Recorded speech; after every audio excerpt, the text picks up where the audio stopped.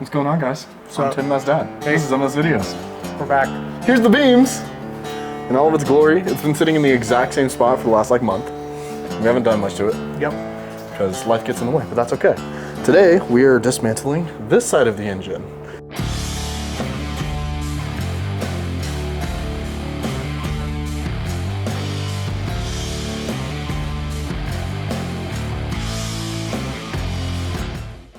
The last two parts were the other side of the engine, aka the driver's side of the engine. We are doing the passenger side, which means intake, motor mount, alternator. It's all coming off today.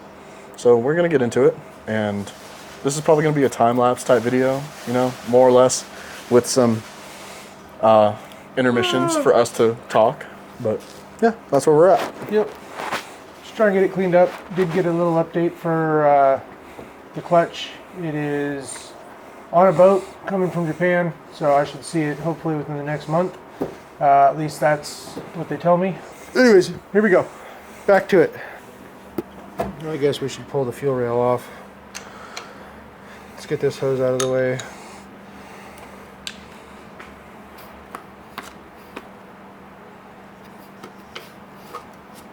When he says get this hose out of the way, he's referencing that right there. He's using 2 fingers on the hose. Nice. Got hoses. Okay.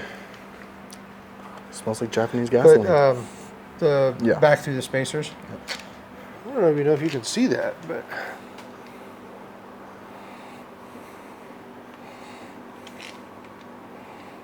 aftermarket, factory. Can you see the difference? Yeah, but the injectors are the same. That's Injectors just the rail. are the same, but the rail's a lot nicer and it allows a lot more flow. So if you are running larger injectors, you can take advantage of it. All right, let's just take these and set them right here, and then we'll put them back in once we get them out. Heard. Well, this is to the...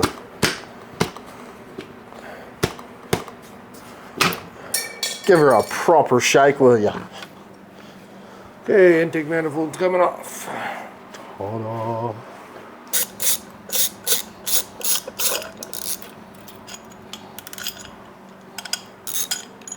Just put it right back in. That's a quality back of the head shot right there.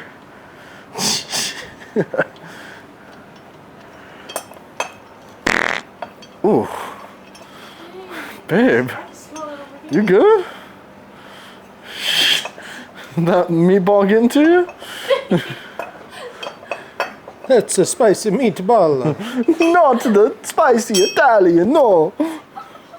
Alternator has been removed. Nice job, Pops.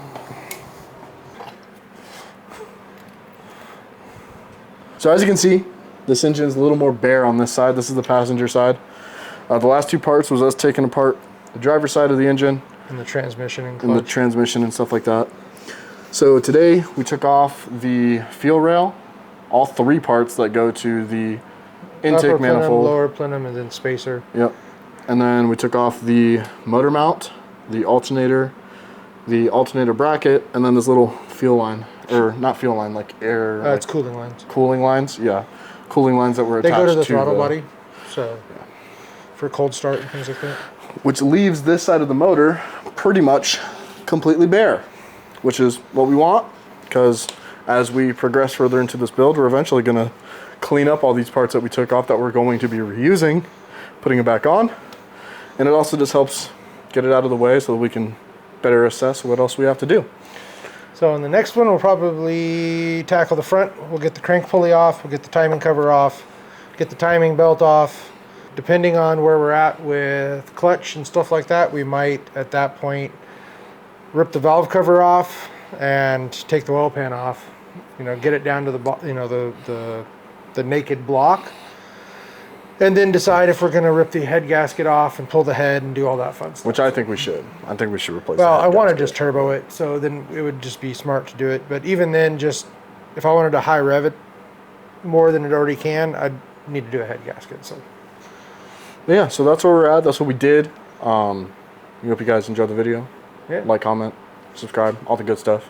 As of right now, we're good right now. So I'm Tim, that's Dad. This is MS Videos. We out.